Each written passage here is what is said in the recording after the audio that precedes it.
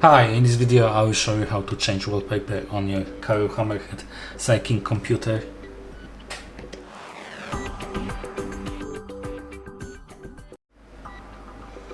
To start, on your main right screen, tap on the arrow back and go to the settings.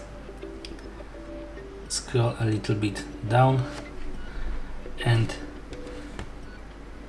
go to the home background, and there you can search for a wallpaper. We will search for example for the sea, and there you can choose one of the supported wallpapers. Thank you for watching. If you like this video, subscribe to our channel and give us a like.